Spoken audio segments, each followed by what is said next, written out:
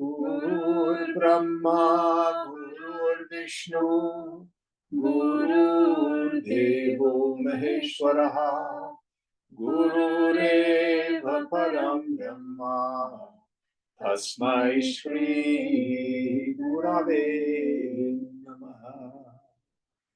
Chinmayam Vyapyat Sarvam Trailokyam Sacharacharam Tatpadam Darshitam Yena Tasmai Shri Gurave Namaha.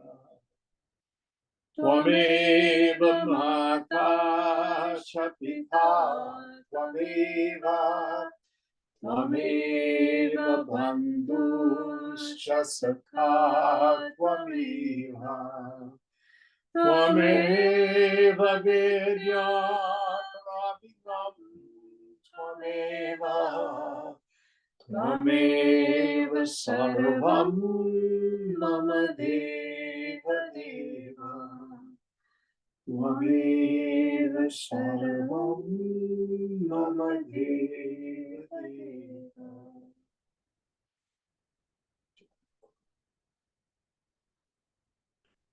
Om Sahana Bhavatu Sahana Bhunaktu Sahaviryam Karavavahai Tejasvinavadhitamastu ma vidvishavahai. Om Shanti Shanti Shanti. So where are we in our text? Page 73, second verse.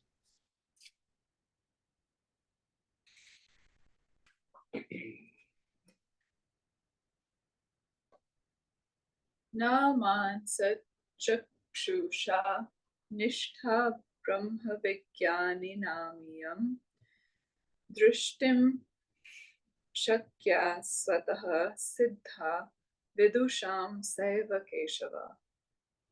This state of the knowers of Brahman is not visible by the fleshy eyes, but O Keshava, the same to the knowers is self-evident.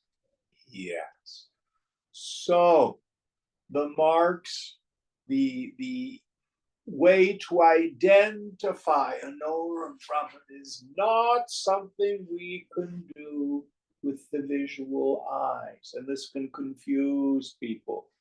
You can go on to YouTube or Google, and you can find all these various people, and they're dressed with all sorts of splendor and with garlands and turbans with jewels, and people are bowing to them and all that sort of stuff. This is no indication that they're a man or woman of knowledge. Listen carefully. Powers do not indicate whether or not a person is a knower of Brahman.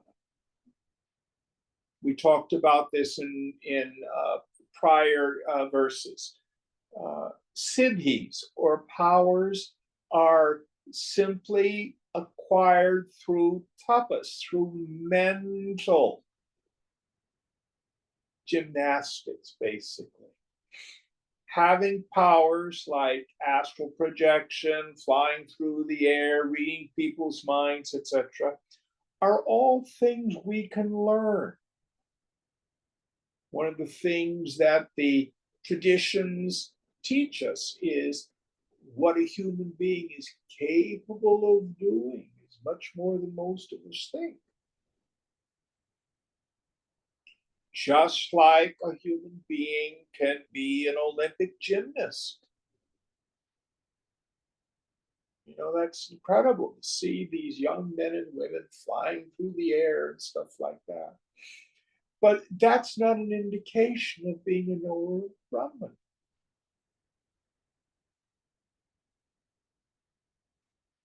Just because there's a lot of spiritual force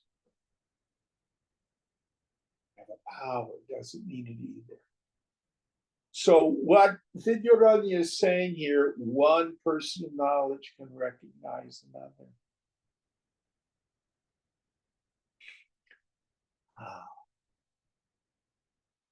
Because when a person is a full knower of the Supreme and has retired into the Supreme,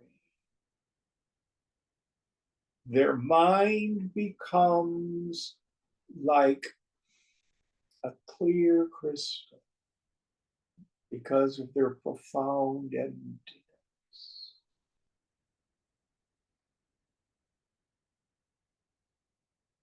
And a divine energy comes through. Not one that's going to make you shake, rattle, and roll necessarily. Although that can happen. But when we are in their presence, see, the mind itself is a sense organ. We can tune to that. Sense that profound empty, deep peace. That objectless love.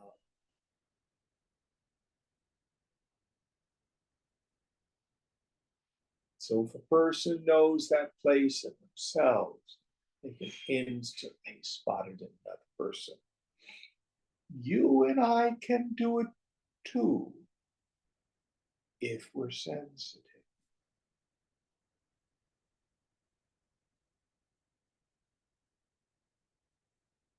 Now, it's of very little value to be concerned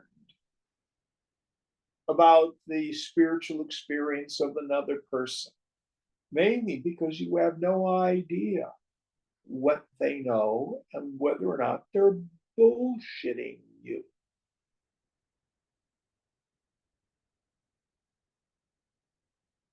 So, to what should we pay attention?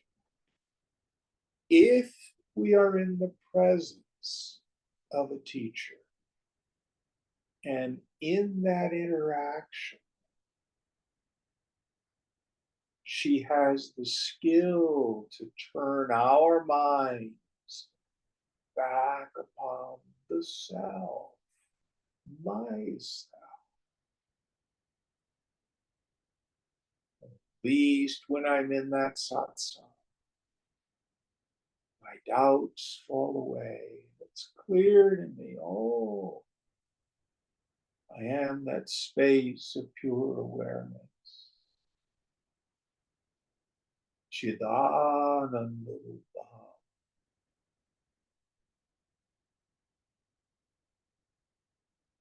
That's what's important.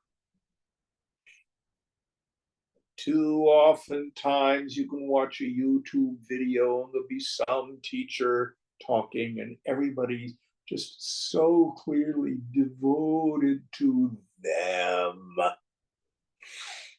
And when they leave the presence of that teacher, what's their knowledge? Guruji's powerful.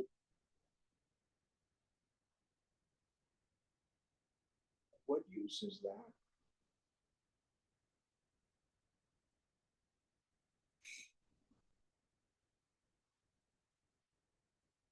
Why are you going to the bank?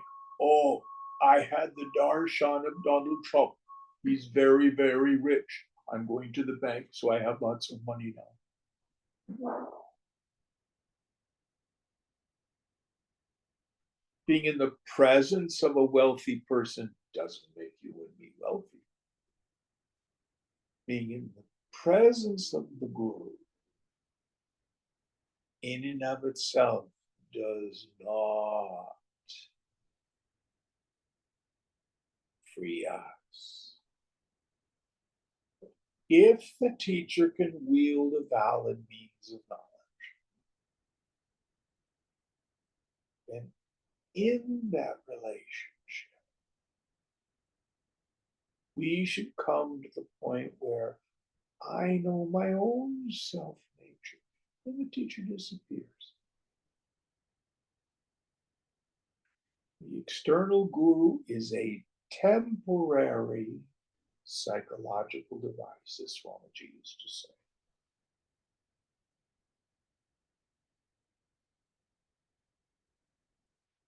Their job is not to get us high. Oh, yes, I had this guru darshan, or very special. It's nonsense. What's important through this relationship, are you a knower? Any thoughts on this?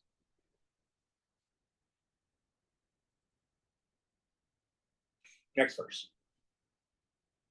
Yatra supta janatityam nityam prabuddhastra samyami prabuddha yatra te vidvan sushuptastra keshava. Where all beings ever sleep, there the self-controlled one is awake. O Keshava, where they are awake, there the knower is asleep. Yes. So this is a famous shloka from Gita, and it's translated in many, many ways. But the idea is, for the ordinary person out there, they have a waking state reality. The world is real. I'm a real human being person. I have my desires and my needs, and those people are helping me get my needs met, and those people are in my way. To that, the yogi, the person of steady wisdom, is asleep. Just doesn't touch them. For the Jivan Mukta, is the term swad, is that taste? Mm-hmm. Yeah. Brahmananda rasa swad. The person of steady wisdom has the taste of the juice of the bliss.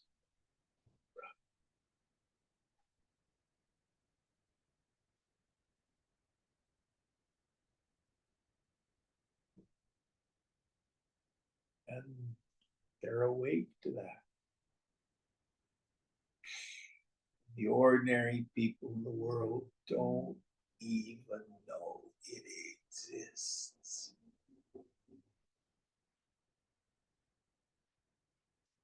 Nor are their minds subtle enough to even recognize.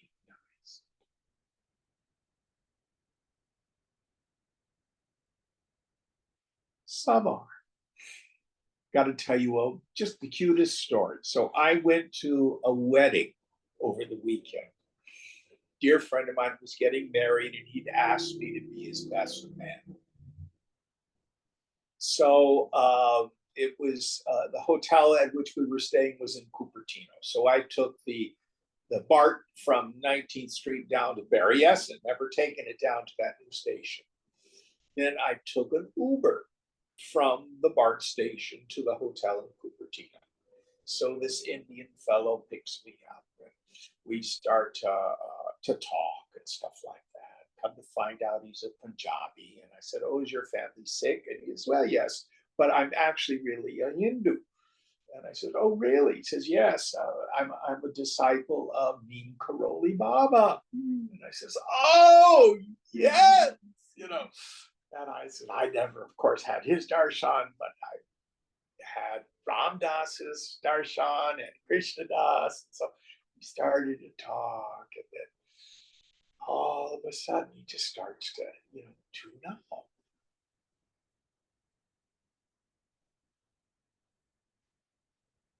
"Oh, you're an avatar." I says, "No, you're an avatar too. We're all avatars." "No, no, no, no, no, no, no. opens his glove compartment, takes out a roti in a tin foil. My wife made this book for my lunch and I didn't finish it. Please here. Big shot, thank you. Such a wonderful interaction with this fellow, with an Uber driver.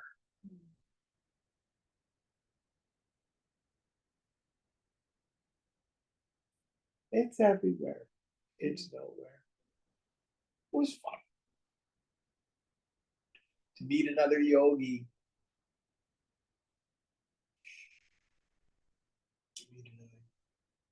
This gal, Allison, her name was, sitting next to us.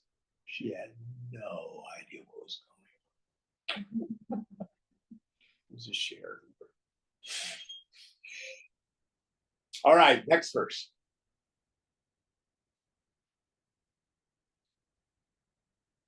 Evamatmana madhvantam nirakaram niranjanam nitya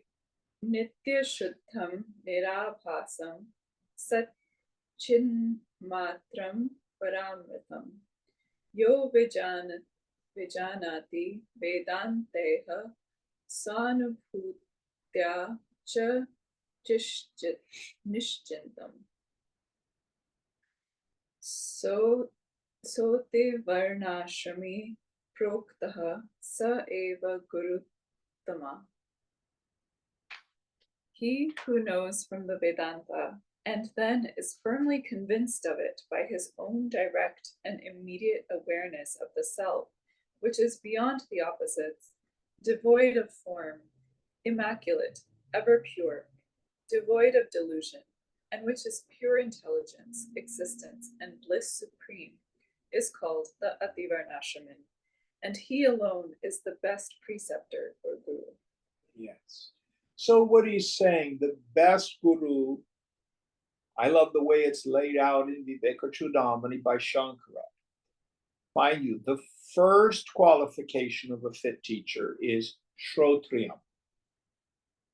She must be able to wield a valid means of knowledge. There are many saints out there who have devotees, not disciples. There's a difference. The question is, do they have the capacity to transmit this knowledge? Shrotriyam. Well versed in the scriptures, meaning they have a valid means of knowledge. A full knower of the Supreme. Not, oh, I had a brief experience 20 years ago. It's their constant experience. Who has retired into the Supreme. Yes. Whose mind no longer extroverts into the world.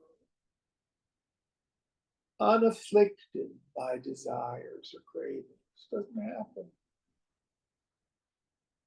Who's as calm as a fire that has burned up its fuel. Oh, I love that.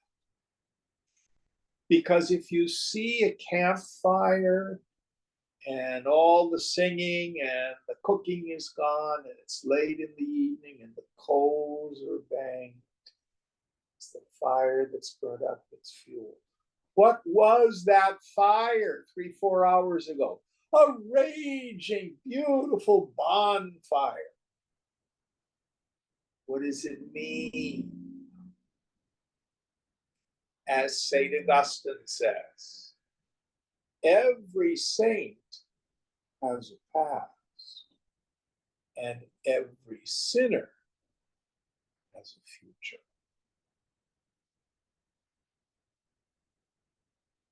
So please know that when we meet these Mahatmas,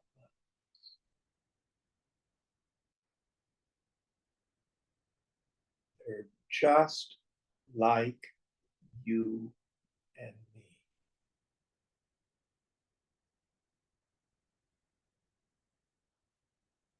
They're not ontologically different.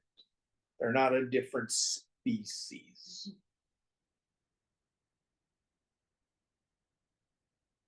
They've just accomplished a very great thing.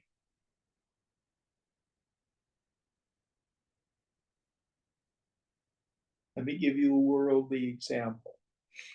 Anyone with a healthy vocal mechanism can sing. Used to make me just very frustrated when I would meet people who said, "Oh, I can't sing." Well, what do you mean? If I then follow the story, some teacher in the third grade told them, "You can't sing. When you're in choir, just mouth the words." It's so sad because it's not true. What happens is children have to be taught to identify what we call the fundamental. We actually hear a fundamental and we hear a bunch of overtones.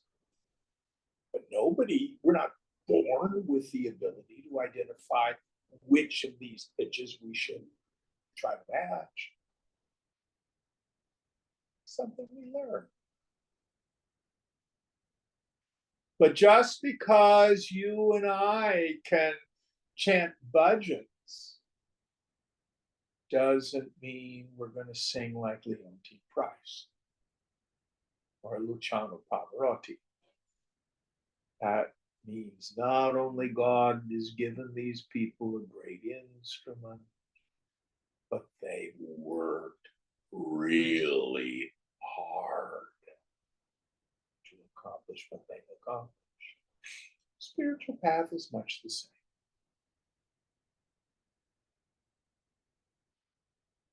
It's much the same. But just like everybody can sing some, all of us can gain benefit from spiritual practice.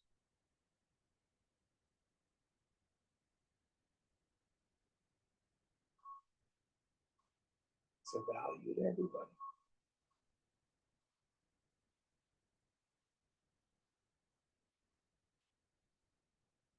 How deep we can go, guna, karma, prarabdha.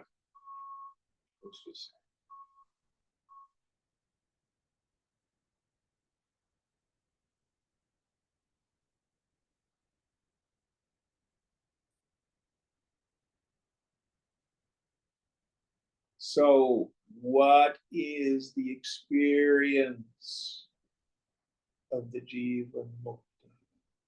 Simply put, she knows she's not the body. She knows the body exists like a shadow, seen, but not me.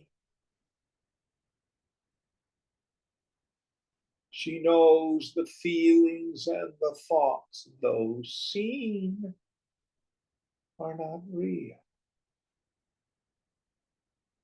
She does not believe her mind.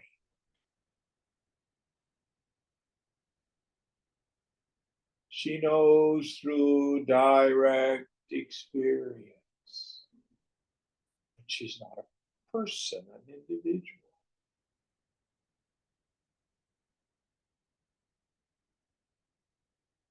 My nature is bliss consciousness.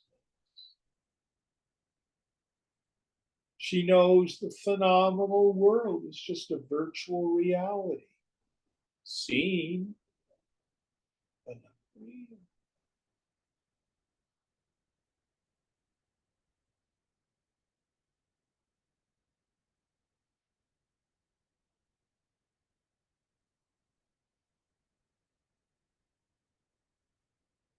Sarvamaya, Sarvamana, all Maya, all is bliss.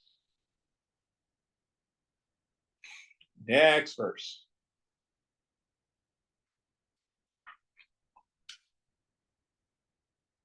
Tadevam vimuktascha vimuchyate vimuchyata ityadi shrutyo jivana mukti sthita pragya bhagavad gurnatita brahmanati varnashrami pratipada kasmriti vakyayani cha jivan mukti sadbhave pramarnaniti sthitam iti jivan mukti pramarnani.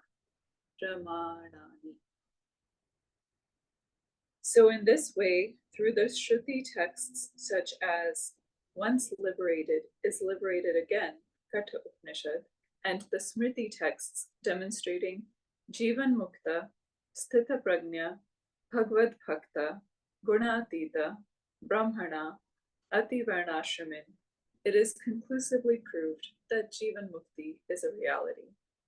Thus far on the evidence of Jivan Mukti.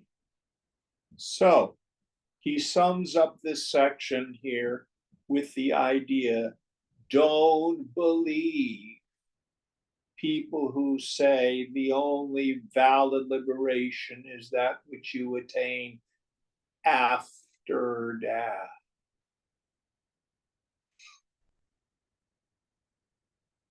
I had a student for a while. It was very sad because he says, oh, I can't wait to be realized so I don't ever have to come back again.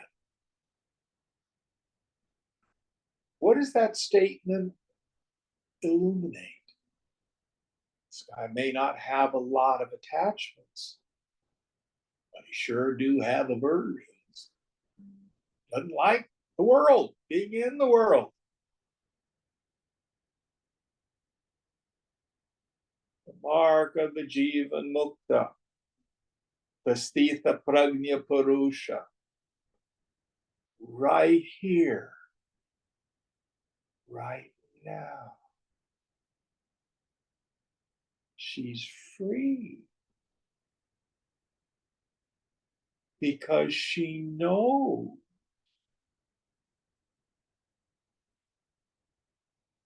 I am Brahman, not the body, mind, and intellect.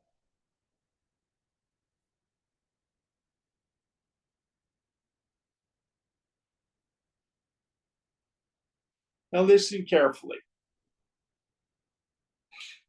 Shrinahu.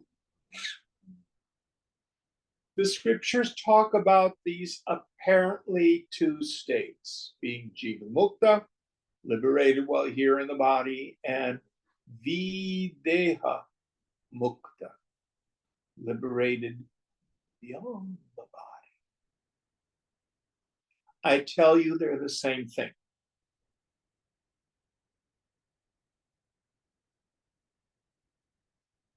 What is the indication of the Jivan Mukta? She knows she's not the body, which literally means Videha, beyond the body.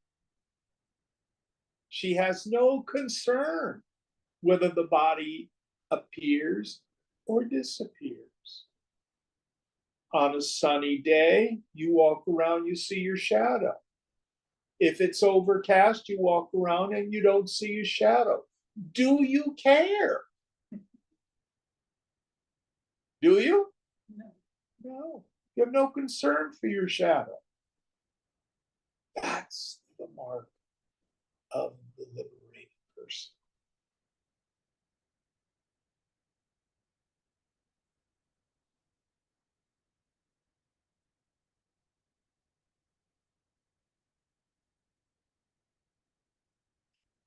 The beauty of this Brahmananda Rasa Swad is it's unconditional. Doesn't matter if your body doesn't work very well anymore. Doesn't matter if you can't see. Doesn't matter if you can't hear.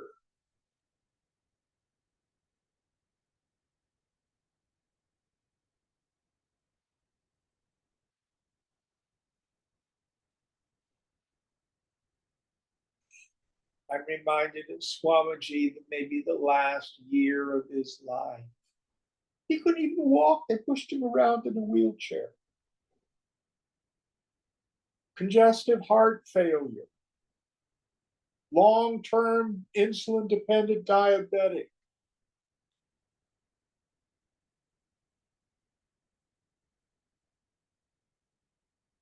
Couldn't remember various people sometimes.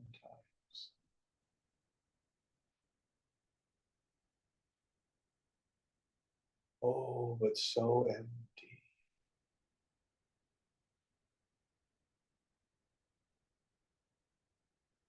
The Lord's grace would just pour through.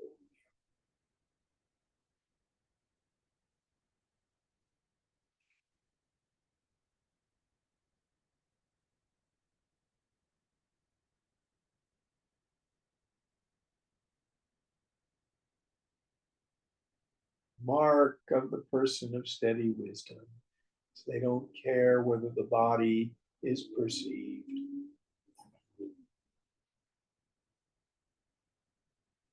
They don't care if it's pretty and healthy or old and decrepit.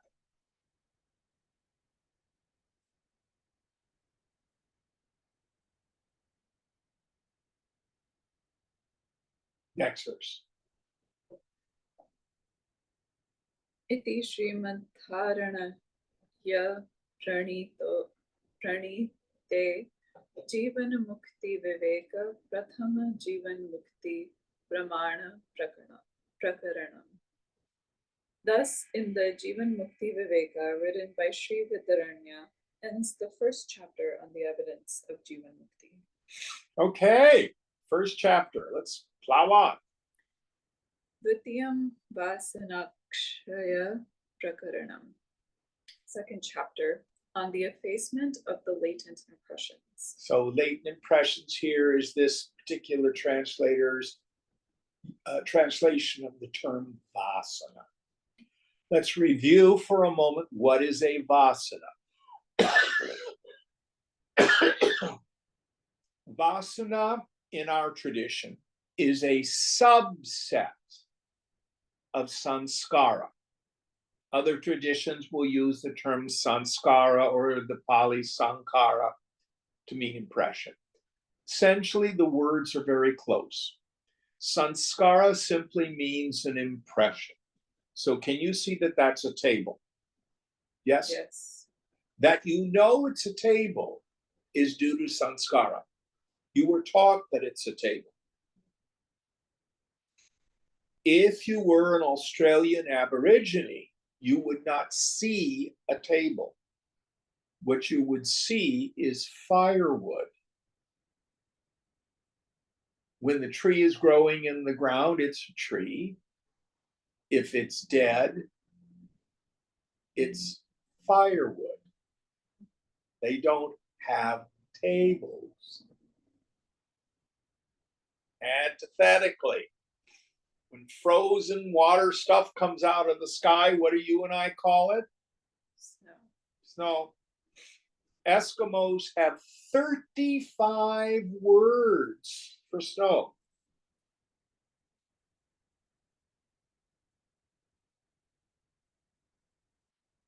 In the Western Eurocentric cultures, we have this incredible notion of romantic love.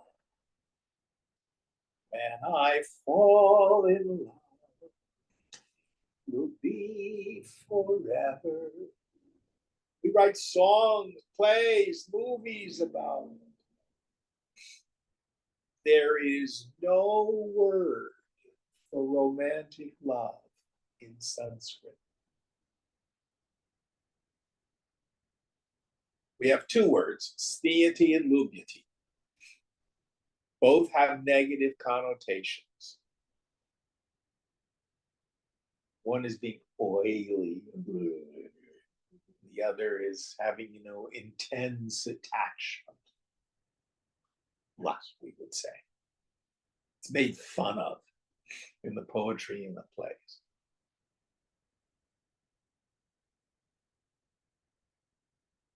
You learn to love, you grow. We do have a word for love, prema. But prema is usually used to describe our love for God. All that I'm trying to illustrate here is we have impressions, which is the way we determine the suchness of things in the world. A tiny infant, I don't know if you know, those of you who've been parents or been around parents with newborns, where frequently they'll put I think they call them a mobile, is that right? Above the crib, it spins and the newborn can look at it. Why do they put the mobile above the crib? So that the infant can learn to see shapes and objects. Focus. Yeah.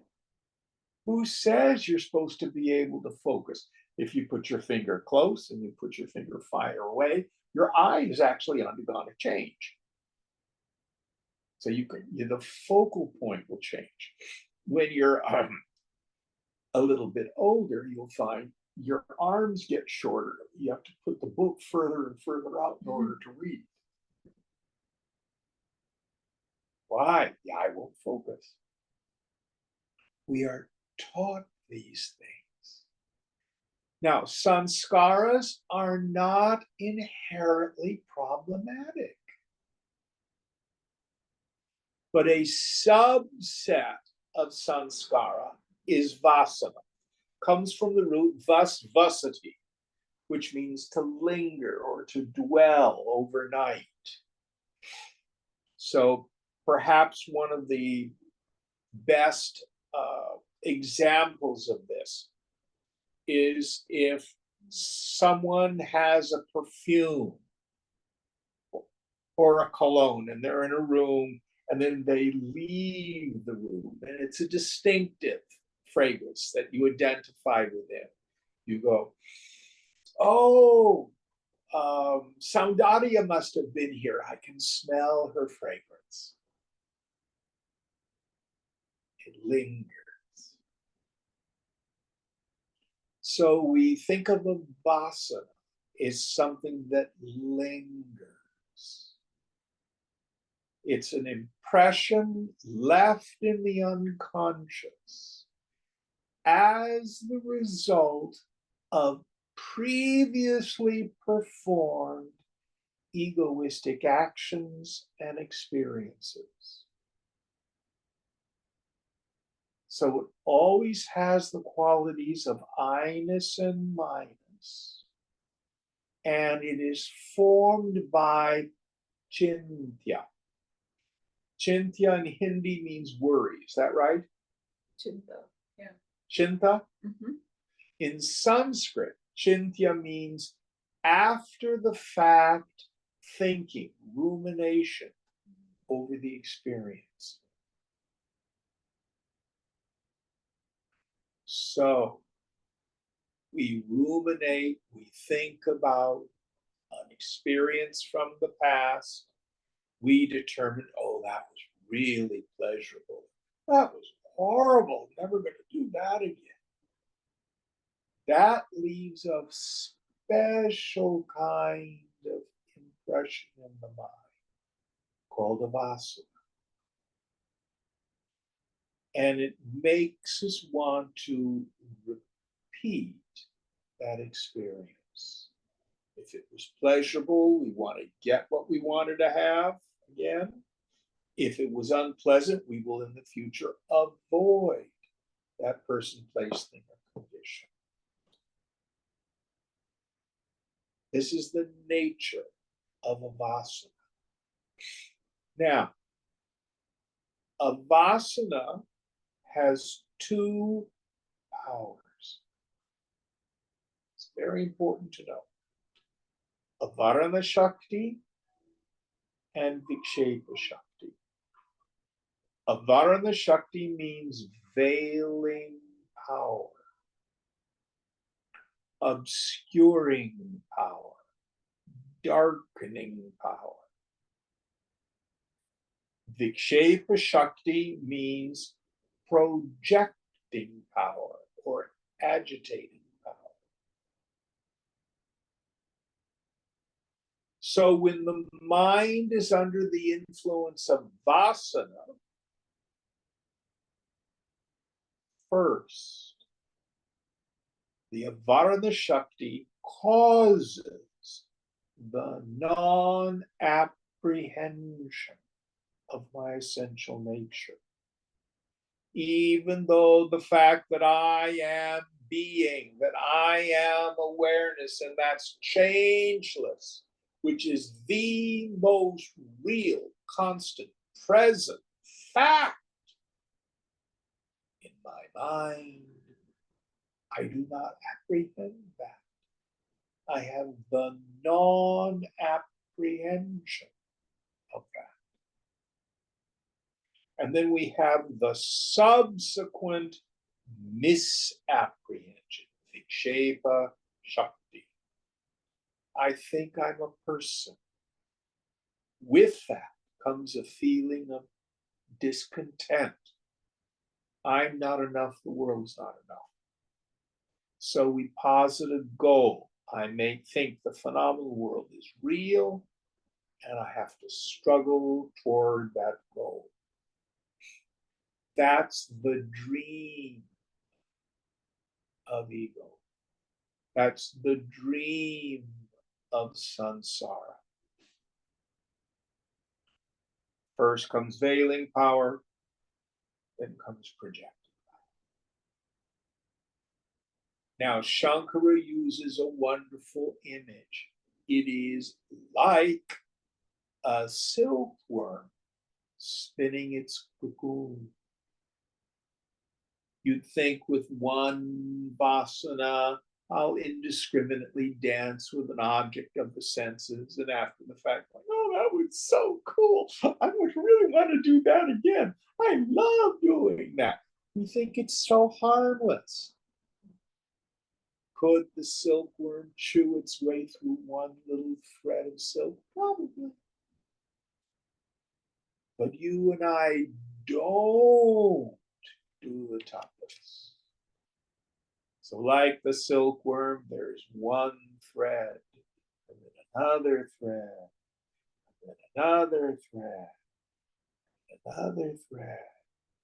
And in time, the silkworm is completely encased in a construction of its own making.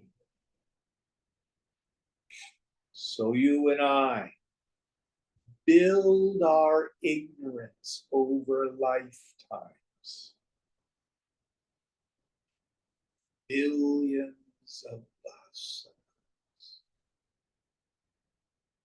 The end result, I'm born into this world with a non-apprehension of my essential nature. I do not know that I am Brahman. And the subsequent misapprehension, I think I'm a person with breath in my nostrils. There's a phenomenal world that's joy-giving and misery-producing. So the scriptures say it is the annihilation of the vasanas that's considered liberation by the wise. How do I know when, at least for a time, my mind is freed from vasana? When I have the clear apprehension of myself as Kutastha, as Chidaka, as Brahman, as the self.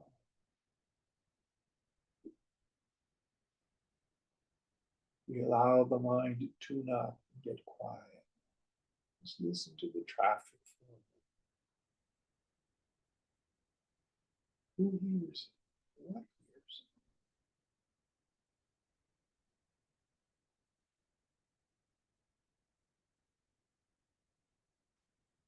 it? You see that there's no person there. Just being illumined, being heard by pure awareness. If you have that direct experience, for a moment your mind is freed from vasana. Now again, Shankara uses a wonderful metaphor. In the south of India, in the villages, which are frequently built by a lake or a river, the villages were built what they call a tank. Actually, there are steps of them. The first one is drinking water, then the washing water, and etc. So algae grows on the tanks. And they went through a period in the 20th century where they were going to kill all the algae. And then they realized, the algae eats the bacteria. So when they killed all the algae, everybody was getting diarrhea. So they now leave the algae because it kills bacteria. So when the ladies come down to get the water, they put their jars down and then they splash like this, which makes the algae recede. And there's a space of clear water where they can get the water. So when you're here in class, or you're studying scripture on your own, or have a particularly deep meditation, ignorance is moved aside for a bit. How do you know? Because you have the direct insight on that witnessing consciousness.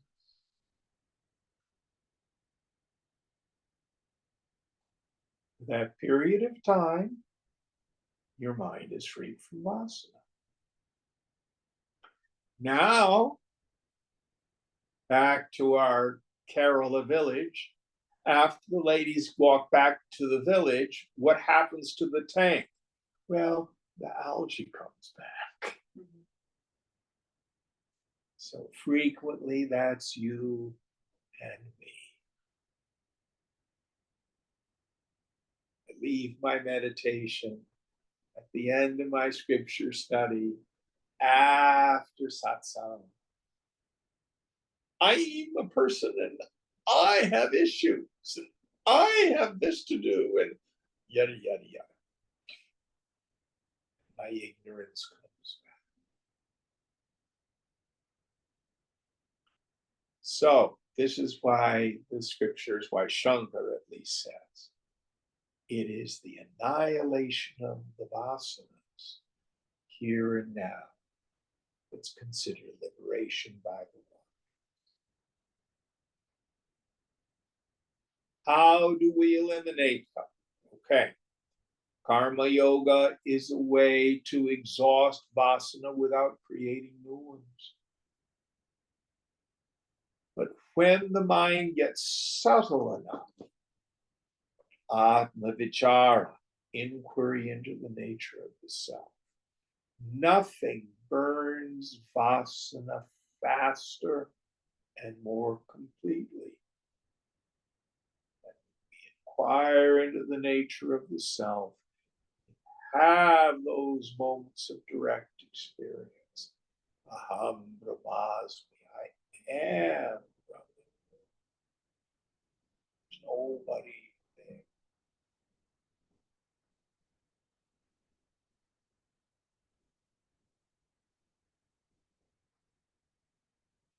All right.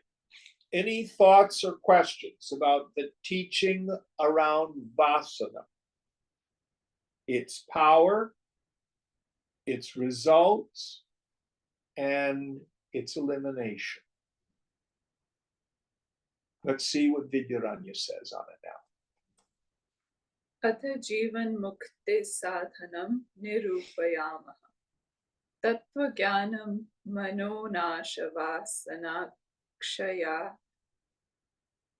Kshayastat Sadhanam Ata eva vasishtha Ramayana Upashama Prakaranasya Vasanae Jivan Mukta Shariranam Laghu Yoga Vasishthe Ityeta Smin Prastave Vasishtha Aha. Now we will discuss the means to Jivan Mukti. The knowledge of the truth, the annihilation of the mind, and the effacement of the impressions of the latent desires are the means of Jivan Mukti. For this, at the end of the part known as the Upasham Prakarana, i.e., the chapter on perfect tranquility of the Vasishtha Ramayana, Vasishtha says, while dealing with the body of the Jivan Muktas.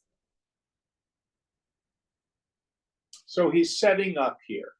So I don't know this Vasishtha Ramayana. I don't know if this is Yoga Vasishtha or some other text. I suspect it's Yoga Vasishtha, just known by a different name. But he's talking about these things. So there's three of them. Enumerate the three again. Knowledge of the truth, Yeah. the annihilation of the mind, and the effacement of the impressions of the latent desires. So when we say manonasha, the annihilation of the mind, again, we have to understand what this means. The appearance of the flow of thought is not problematic. Listen carefully.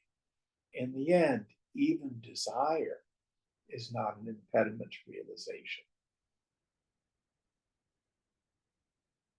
The annihilation of the mind means I have removed three foundational ideas. This comes directly from Yoga Vasishtha. Jiva Bhavana. The first, I think I'm a person. The second, the mind posits a goal. The goal only takes two forms. The solution to my problem is either fix the world or fix me. And the third element is kartavya, struggle. I have to get from point A to point B. Happy when, it'll be better if, more, better, different is the solution to my feeling of discontent, my feeling of restlessness, my feeling there's not enough, I'm not enough. Those three thoughts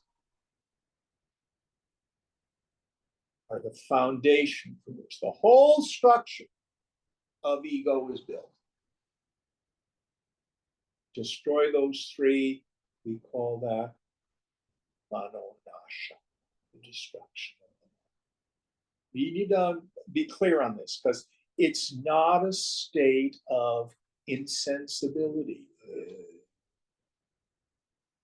It's not like a frontal lobotomy. That's not the goal of yoga. All right, any questions about this? Going on. Vasana Kshaya Vijnana Manonasha Mahamate Samakalam Chirabhyasta Bhavanti Phaladayinaha. Simultaneous practice of the effacement of the latent impressions, the means to knowledge, and the annihilation of the mind for a long time, O wise Rama, brings about the result. So this is jnana abhyasa, the practice of knowledge. This is Vedanta practice. And here he breaks it down into three elements. The first is the practice of knowledge. The first is effacement of the latent impressions. Okay, the effacement of the vasanas. So, how do we do this? The first step is to understand what I call the pleasure principle. I have to find another word for it because the psychotherapists use that to mean something different. But it essentially is this: what does it feel like to want something you don't have? It's painful. That takes three forms: raga, dvesha, bhaya. Raga, my attachment for things. Dvesha, I need to get rid of something. Bhaya, fear. I have what I want, but I'm afraid I'm going to lose it. Putting physical pain on the shelf. Can you find any other kind of suffering?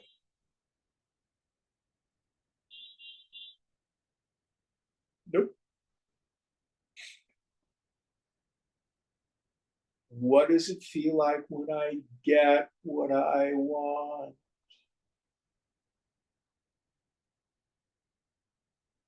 For a moment, the mind is free from the torment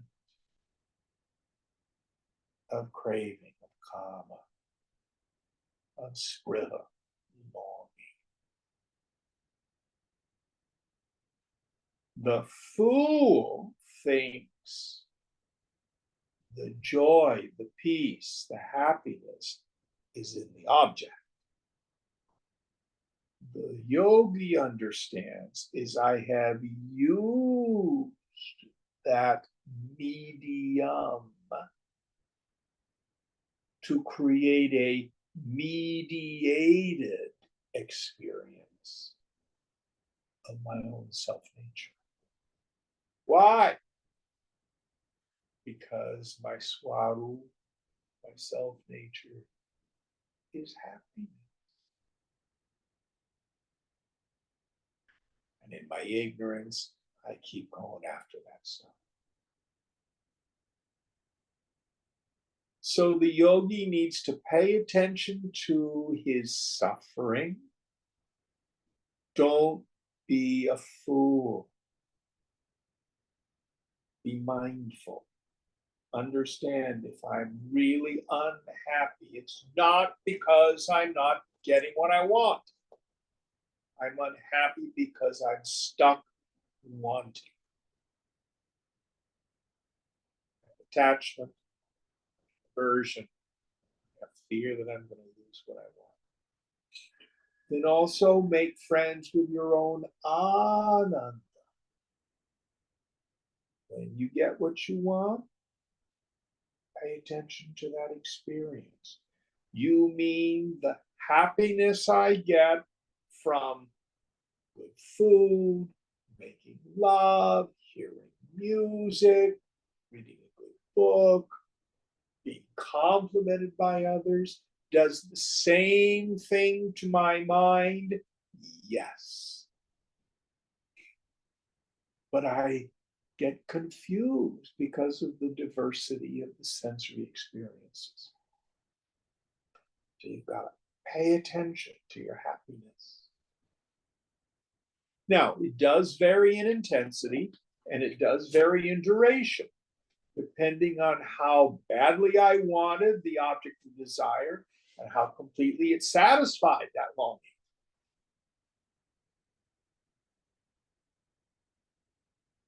And then, if we practice meditation, hopefully, the time will come when you will have objectless happiness.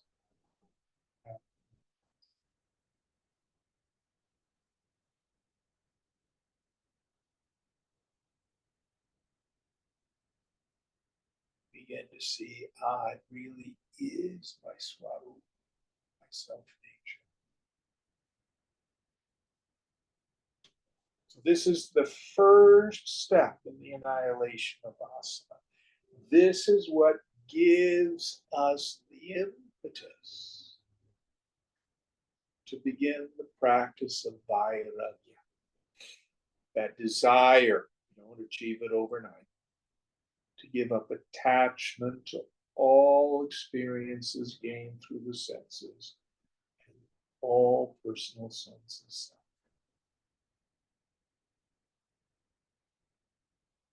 Shorthand form of this is what was taught by Ramana Maharshi. Koham, who am I? When a desire arises, to whom did this desire occur? To me. Koham, who am I? See if you can turn the mind back in. You're a terrible person. To whom did this communication occur? To me. Who am I? Oh, I'm not a person. Witnessing consciousness. First comes the Viveka, discrimination. I'm not the body, I'm not the mind, I'm not the thoughts, I'm not the ego. Who am I? Chidakash, the space of pure awareness. Over and over and over again.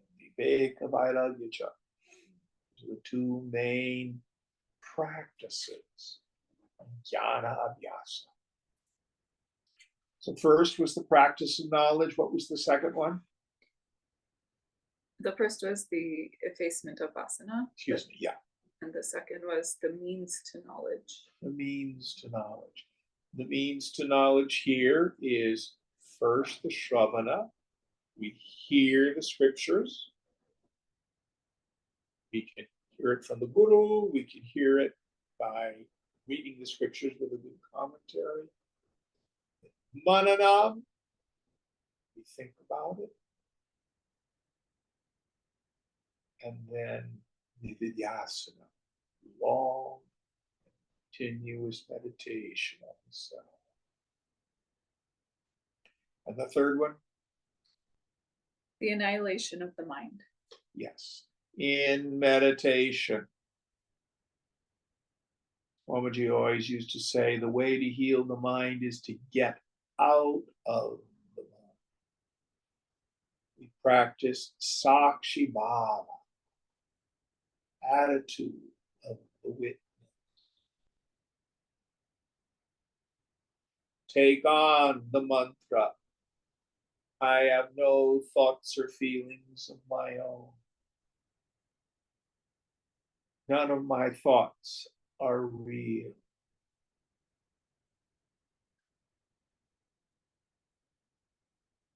Brahma Satyam Jagan Mithya. The self, Brahman alone is real. The phenomenal world, gross and subtle, is an illusion. Let it go. This turns the frequency and the volume of our thought life down. And again, working on those three ideas. I think I'm a person, I have a goal, and I'm compelled to struggle, endeavoring to let go. All right, let's try one more. Anvaya Muktva Vyatirekama. In the above stanza, the relation of the means to their end has been shown. Now, in the absence of the means, the result will also be absent, is being shown thus. Yes, so let's take one of these. Yatra ete samam yavanna sabhyasta muhurmuhu. Tavanna padasampraptir bhavatyapi samashate. Until these three means are not repeatedly well practiced together, the realization of that state does not take place even by hundreds of years. Yes, so you can go to lots and lots of satsang. You can study lots and lots of scripture. You can do lots of pranayama and asana. You can chant the name of the Lord thousands of times. But if you don't have the willingness to let go of the world, nothing happens.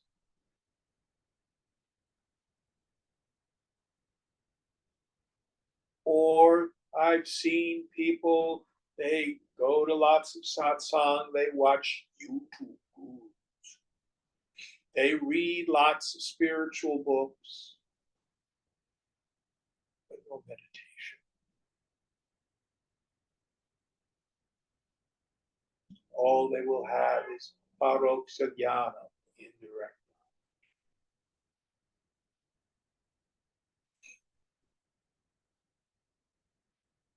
So here what Vidyaranya is saying is, don't be a lip Vedanta, where you just have an intellectual appreciation. Now let me cut to the chase here. The real impediment is almost always weak vairagya, which is always rooted in unclear understanding. Why am I unwilling to let go of the world? Why do I have control issues? Why am I so convinced that other people out there are so damn wrong? Why do I get so angry? Why am I terrified about politics? Why am I unhappy with my home, my job, my body, all that sort of stuff? It's all rooted in ignorance.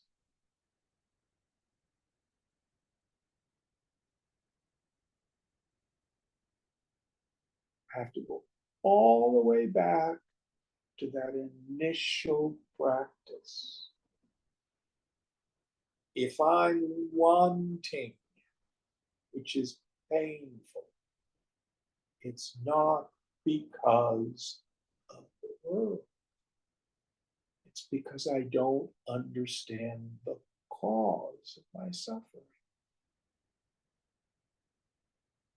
If I clearly understand the cause of my suffering, then I develop the desire to be free from desire. Mature vairagya.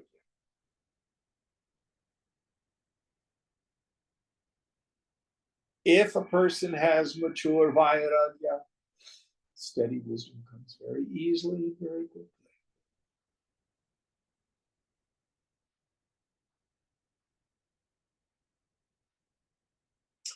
All right. I like this chapter. It's gotten better. All right. What verse are we on for next week? The second verse at the top of 76.